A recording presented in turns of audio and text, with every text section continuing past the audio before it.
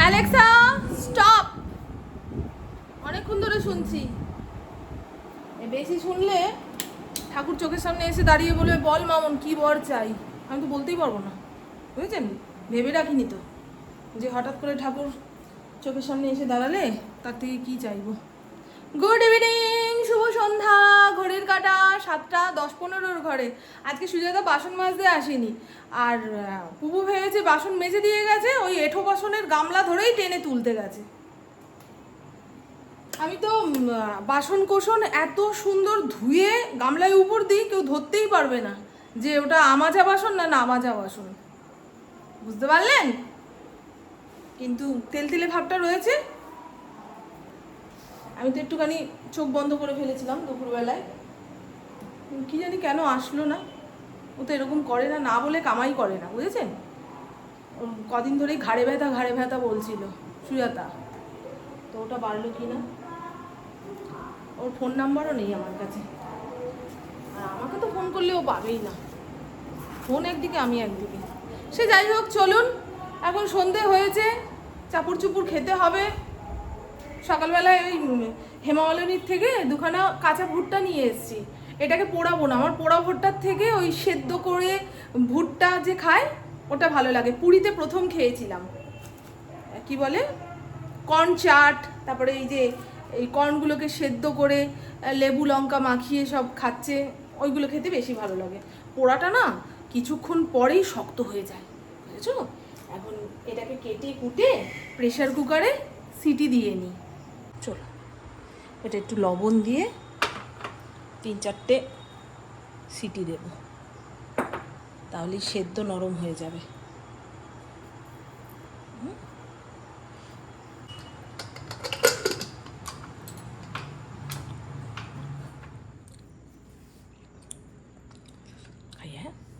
অনেক লাইট জ্বলছে, অনেক। এই মাসে 5,000 টাকা কারেন্টের বিল এসছে, ভাবতে পারছেন? এসি চলেছে না, ঘষে খাও। ভালো লাগছে মা? ভালো লাগছে।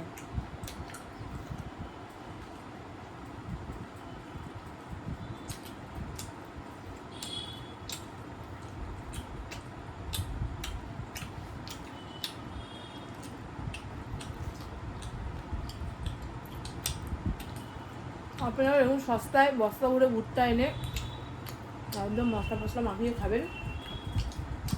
আগে তো শুধু বর্ষাকালেই পাওয়া যেত ভুট্টা, এখন 12 মাস পাওয়া যায়। আমাদের এলাকার সবজির লোকেরাও নিয়ে বসে।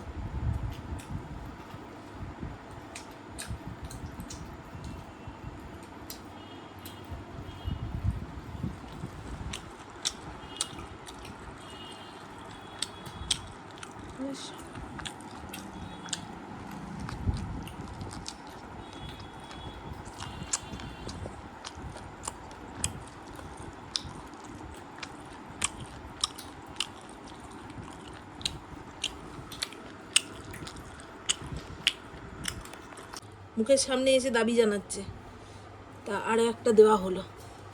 পুরোটা খেয়ে এই কটা দানা এদিক ওদিকে ছড়িয়ে পড়েছে, সেটা এক জায়গায় করে তুলতে গেলাম। ওটাও এখন খাওয়া লাগবে, খাক। যেটা মন থেকে খেতে চাইবে সেটা খেলে ক্ষতি হবে না, আমি তো সেটাই মনে করি, তাই না? ওদের শরীরের জন্য যেটা ক্ষতিকর মুখের সামনে এনে দেবেন, ওরা কিন্তু খাবে না। বাচ্চু বাচ্চু বাচ্চু সর, বাচ্চু সর, দেখ দেখ দেখ, থুতনি কেটে তো ওর। হ্যাঁ বুটু, সর সর।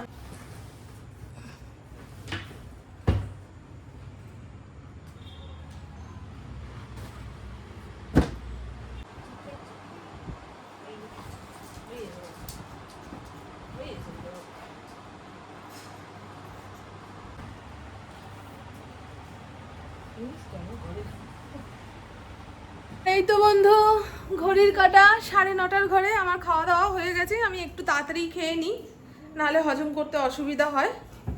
পুবু যখন ভাত খেতে চাইবে ওকেও মেখে ঝুঁকে খাইয়ে দিতে হবে মাছের ঝোল দিয়ে, না রাতে ভাত খেতে চায় না। আর আমার কিছু করতেও ইচ্ছা করছে না, অনেকটা মাছের ঝোল মাছ সব রয়েছে, বুঝেছেন। আর দেখলেনই তো এই মিশো অ্যাপ থেকে সস্তার দুখানা বিছানার চাদর কিনে এনে সোফার কভার বানাবো বলে কেটে কুটে রেডি করে রাখলাম। কালকে শুধু সেলাই করব, আপাতত একটাই করছি, ওটা ঠিকঠাক হয়ে গেলে ওই মাপ মতো আবার পরেরটা করতে পারবো। এই হলো গল্প। আমার ফড়িং বাপরে বাপ তাড়না করে মারছে, তাড়না করে মারছে। ওর যে এই ইয়েতে কি আছে গলিতে, যা দেখো, মানে গেটটা মোটে দিয়ে রাখা যাচ্ছে না। আর এই গলিটা এত ফাঁকা, সবসময় গেট খুলে রাখা যায় গো? হ্যাঁ, কালকে রাতে বিছানার চাদরটা কেটেছি, তা ভাঁজ করে ঘুমাতে যাবো, বউ বলছে মা একটু নিচের ঘরে বসো না। আমি নিচের ঘরে খালি হাতে বসবো কেন, তা এটা সেলাই করে ফেলি। দেখুন না সেলাই করেছি, তাকালেই মনে হয় খটখট খটখট করছে। কালারটা খুব ইয়ে হয়ে গেছে না, টকটকে। এত টকটকে কালারের চাদর কিংবা সোফা কভার দিয়ে রাখলে ঘরদোর অন্ধকার লাগে, জায়গাটা ছোট লাগে, সেরকম লাগছে। ও এটা হয়ে গেছে। আমার একটা হলুদ কটনের চাদর ছিল, সেটা মাঝে মধ্যে পাততাম তো, দেখতে ভালো লাগতো, সেই ভেবেই এই হলুদটা কিনেছি। কিন্তু এখন আমার চোখেই ভালো লাগছে না। কি বলুন তো, কাল রাতের থেকেই ভাবছি এই কেমন লাগবে গো, একটা লোক আসলেই আগে এরকম চোখ বড় বড় করে ফেলবে। আর ফড়িংয়ের চাল এসে গেছে, এইমাত্র দিয়ে গেল। ফড়িং তো এখন কি চেঁচায় জানেন বাবা, বলে বোঝাতে পারবো না। ইদানিং খুব চেঁচায়, কারণে অকারণে চেঁচায়। এখানে ভাতের হাঁড়িতে চাল ধুয়ে রেডি করে রেখেছি। এটাই হচ্ছে রান্নাঘরের আসল কাজ, প্রথম কাজ। এটা করে রাখা থাকলে একটু চায়ের কাপে বেশিক্ষণ যাবত চুমুক দিতে পারি। বুঝতে পারলাম কি বলছি? চালটা না ভিজলে না ভাতটা ঝরঝরে হয় না, পুরো টক টক টক টক করছে। ঠিক আছে, সব রং মিলিয়ে মিশিয়ে ব্যবহার করতে হবে। দুপুরে সুজাতা বাসন মাজতে আসেনি, তাই একটু চিন্তা করছিলাম যে ঘাড়ে ব্যথা বলছিল, সেটা কি বাড়লো নাকি।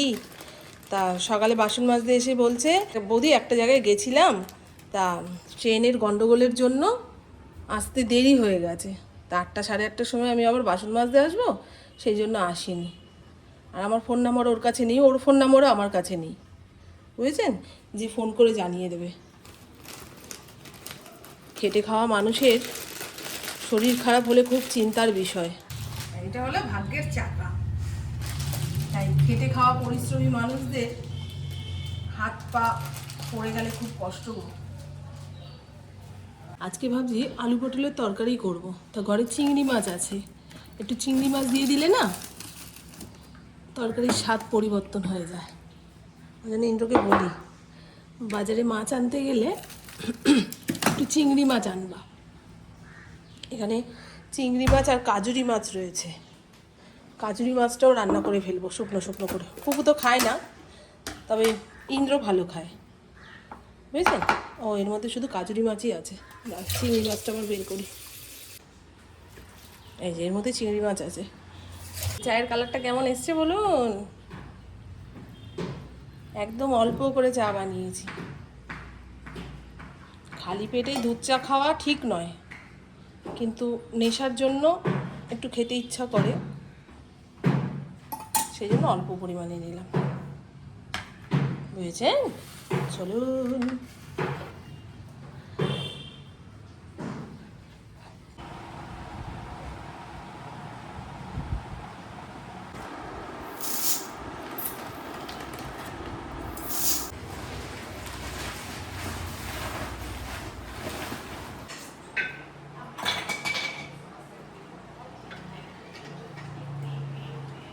আলু পটলের তরকারি বানাবো বলে আলু পটল আলাদা করে ভেজে তুলে নিয়েছি, এখানে মশলা কষতে বসিয়েছি। আর দেখুন না, এর আগে যে ইন্দ্র চিংড়ি মাছ এনেছিল, তা মাছওয়ালা এত সুন্দর মাছটাকে কেটে ছেটে পরিষ্কার করে দিয়েছে, আমার আর এক্সট্রা খাটনি করতে লাগেনি। খোসা তো ছাড়িয়েই দিয়েছে, পিঠের ময়লাও ছাড়িয়ে দিয়েছে। এইভাবে মাছ কেটে কুটে দিলে না খুব সুবিধা হয়। কিন্তু ইন্দ্রর তো হাতে অত সময় থাকে না গো, যে মাছালার সামনে আধা ঘন্টা 1 ঘন্টা দাঁড়িয়ে চিংড়ি মাছের খোসা পিঠের রক ফেলে নিয়ে আসবে। আর আমার শরীরে অনেক তেল আছে তো, এর আগে দেখলেন না এক গাদা খোসাওয়ালা চিংড়ি নিয়ে এসছে। সে যাই হোক, চিংড়ি মাছটাকে আর আলাদা করে ভেজে নিয়ে নিই, এই মশলার মধ্যে দিয়ে ভালো করে কষিয়ে নেব। তারপরে যেমন ভাজা আলু পটল দিয়ে মশলার মধ্যে নাড়িয়ে চাড়িয়ে পরিমাণ মতন জল দিয়ে ফোটাবো, বেশ হয়ে যাবে চিংড়ি মাছ দিয়ে আলু পটলের তরকারি। আর এখানে ওই আলু পটলের জন্য যে মশলাটা বানিয়েছিলাম কিছুটা তুলে রেখেছি, কাজুরি মাছটা রান্না করব। ভাবছি বেগুন দেব নাকি শুধুই করব, মাথায় ঢুকছে না, নাকি একটু চিকন চিকন করে আলু দেব। আমাদের এই চিমনিটাও পাল্টানো হবে, অনেক বছর ধরে চলছে, ওই জন্য আর সার্ভিস করাচ্ছি না, বুঝেছেন। একটা ভালো সুন্দর দেখে রান্নাঘরে চিমনি লাগাবো, এই যে এইভাবে সেন্সার দেওয়া থাকে। ইন্দ্রকে বলেছি, বলে ঠিক আছে সব হবে, একটু একটু করে হবে। এতক্ষণ একখানা শুনছিলাম, গল্প শুনছিলাম, অডিও স্টোরি। আগে বই পড়ার অভ্যাস ছিল, এখন আর সময়ের অভাবেই বলুন কিংবা বই পড়তে বসলে না মনোযোগ দিতে পারি না। আগে আমার ফোন ছিল না, আমি কিন্তু এই বাড়িতে এসে স্মার্টফোন পেয়েছি জানেন। তার আগে একটা টেপা ফোন ছিল, কাউকে কল টল করতে হলে লাগতো। আমি অনেক দেরিতে অ্যান্ড্রয়েড ফোন ব্যবহার করতে পেরেছি, ইচ্ছাও ছিল না তাই কেনা হয়নি। এই বাড়িতে এসে মনে হলো লোকজন নেই, কার সঙ্গে কথা বলবো, হ্যাঁ কীভাবেই বা সময়টা কাটাবো। তখন ইন্দ্রকে বললাম আমার জন্মদিনে একখানা ভালো ফোন কিনে দিও তো। তা ওই ফোন থেকেই ইউটিউব দেখা শুরু করলাম। এবার সবাই দেখছি সংসারের কাজকর্ম কি সুন্দর গুছিয়ে গাছিয়ে করছে, সেটা আবার ভিডিও মাধ্যমে সবার সামনে তুলে ধরছে। তখন মনে হলো আমিও তো পারি, আমিও তো সংসারে সারাদিন কত কাজ করি, তারপরে আমার একটা কথা বলার লোক চাই। এই সব কিছু চিন্তা মিলিয়ে মিশিয়ে আমি আমার এই চ্যানেলটা ওপেন করেছিলাম। ওই জন্মদিনের ফোনটা দিয়েই করেছিলাম, স্যামসাং A7 মনে হয় ছিল, ভালো ফোনই কিনে দিয়েছিল।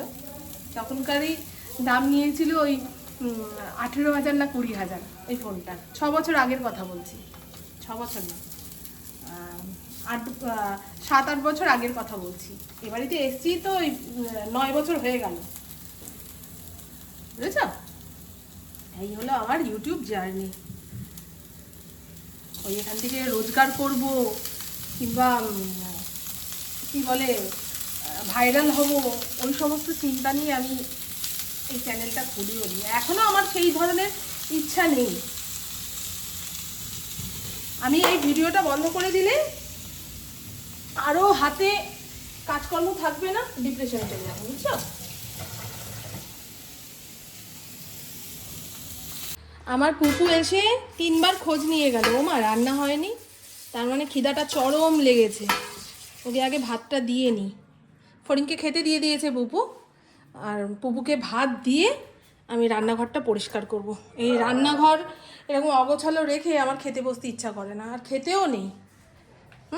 তা আপনাদের দেখিয়ে দিই আজকে কি রান্না করলাম। এই হলো কাজুরি মাছের ঝাল, একদম শুকনো শুকনো করে রান্না করেছি।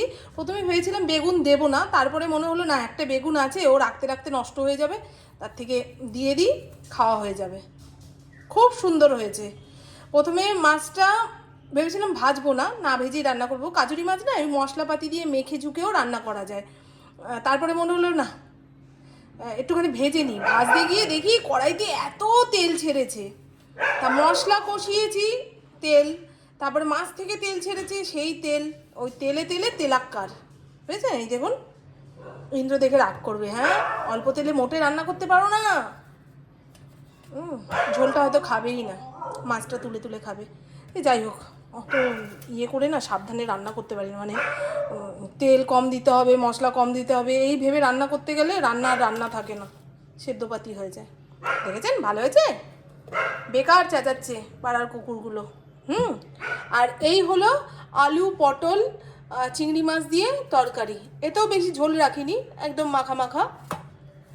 আর এই হলো উচ্ছে কুমড়ো ভাজা। পুপু খাবে না, আমার আর ইন্দ্রর জন্য। কুমড়োটা এত ভালো, পুরো মুখে দিচ্ছি রসগোল্লা, এত মিষ্টি। এরকম মিষ্টি মিষ্টি কুমড়োই ভালো লাগে। উচ্ছের তেতোটা আর জিভে পাওয়া যাবে না, বুঝেছ? কি বললাম আমি? বাবা, যদি তরকারির মধ্যে এক খাবলা ভাত পড়ে তখন কি হবে বলেন তো? আমি তো সকালবেলায় পাউরুটি চা খেয়েছি, একটু পরে খাচ্ছি। আমি রান্নাঘরটা সাপটে আসি। দে, রান্নাঘর সাপটে নিয়েছি। বিকেলে 1 কাপ চা বানিয়ে খেতে কোনো অসুবিধা হবে না। একদম সকালে আর বিকেলে চা বানানোর সময় যদি রান্নাঘর অপরিষ্কার থাকে, দেখবেন মন খারাপ হয়ে যায়। আর এই হলো আমার দুপুরের খাওয়া। ভাত, গন্ধরাজ লেবু, উচ্ছে কুমড়ো ভাজা, এটা কী মাছ যেন, কাজুরি মাছের ঝাল বেগুন দিয়ে, আর এই যে আলু পটলের তরকারি চিংড়ি মাছ দিয়ে। বাবু সর, এটা খা। এই যে এখানে আছে দুটো। মা আমাকে ডেকেছে, তোকে না। আমি আসলেও কিরম করে। তোর ভাগেরটা তুই খাস। এনে খেলি খেলি তো একেবারে বিদায় করে রেখে যা যা। এখান থেকে কোথায় ফেলবি? তুই তো বাড়ির ভেতরেই হলো। ও এ তো আবার আত্মা কেলা, ধরতে পারবি তো এভাবে? আপনার বল চাইল্ড, এই প্যাকেটটাকে এইভাবে ধরবি, নাহলে সারা ঘরে ছড়িয়ে গেল, পিটাবো। এনে, আর এইটা কিন্তু খাওয়ার জিনিস, আর এটা ফেলার জিনিস, ঠিক আছে চাইল্ড? পুরো ধরে ফেলবি না, দুটো তালসাজ আছে খাওয়ার জিনিস, আর ওটা ফেলার জিনিস, আর ওটা ধুয়ে রাখার জিনিস। হাত দিবি না মা, ও কিন্তু কালকে ভুট্টা খেয়ে বমি করেছে আজকে। গুড মর্নিং, শুভ সকাল। আজ শুক্রবার, ঘড়ির কাঁটা 7:10-15 ঘরে। আজকে যোগব্যায়ামের ক্লাস রয়েছে, 7:30 ক্লাসটা করব বলে 7টার সময় ঘুম থেকে উঠে শুধু থাইরয়েডের ওষুধটা খেয়েছি, দাঁত ব্রাশ করেছি, আর জামা কাপড় পরতে 15 মিনিট সময় খরচা হয়ে গেল। 7:15 বাজে, তো এখন তাড়াতাড়ি করছি। তবুর সঙ্গে যুদ্ধ বিগ্রহ করে নিচের ঘরে চলে আসলো। যা, ঘরটা ঠান্ডা আছে, সেখানে গিয়ে শো। এমন ভাবসাব করে মনে হয় মা বেরোচ্ছে, ওকে নিয়ে বেরোবে, বুঝেছ? এইরকম তাড়না করে।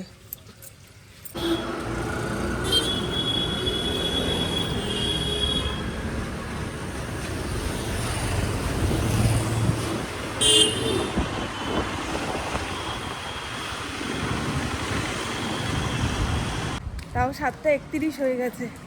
আগের দিন বলেছিল 7:30 থেকে ক্লাস শুরু হওয়ার কথা, আপনি 7:45 আসলেও হয়ে যাবে, দেখা যাক।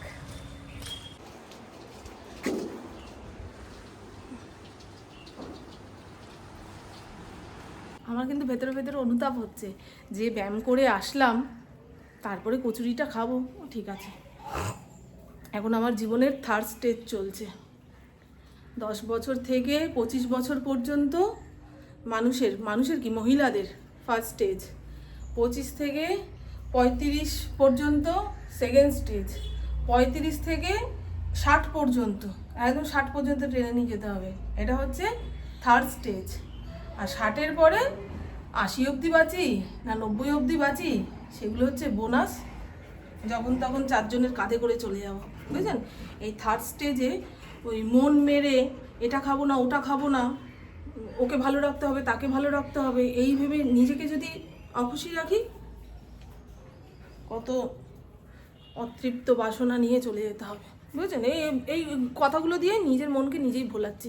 চলুন বন্ধু, হ্যাঁ আমি একটুখানি পাখার নিচে বসি, ঠান্ডা জল খাই। ঠান্ডা মানে কি, ফ্রিজ থেকে বের করা ঠান্ডা জল না, এই বোতলে ভরা রয়েছে, সেই জলটা ঠান্ডাই হয়ে গেছে।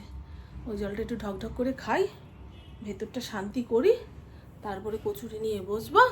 ততক্ষণে আপনাদেরকে বলি টাটা বাই বাই। আপনারা সবাই খুব খুব খুব ভালো থাকবেন। আর কি বলবো, ভুলে গেছি, দেখেছেন? তাহলে আমার বকবক আজকের মতন এইটুকুই। আপনারা সবাই খুব খুব খুব ভালো থাকবেন, নিজের শরীরে খেয়াল রাখবেন, সুস্থ থাকবেন, আর অল টাইম স্মাইল করতে হবে। টাটা, খুব ভালো থাকবেন। আর যেটা বললাম, এখন মানে 40-এর পর থেকে 60 পর্যন্ত আমাদের কিন্তু থার্ড স্টেজ চলছে। 60-এর পরে কতদিন বাঁচবো না বাঁচবো কোনো গ্যারেন্টি নেই। ভেজাল খেয়ে, ভেজাল মানুষের সঙ্গে থেকে থেকে আয় কমে যাচ্ছে। টাটা, খুব ভালো থাকবেন।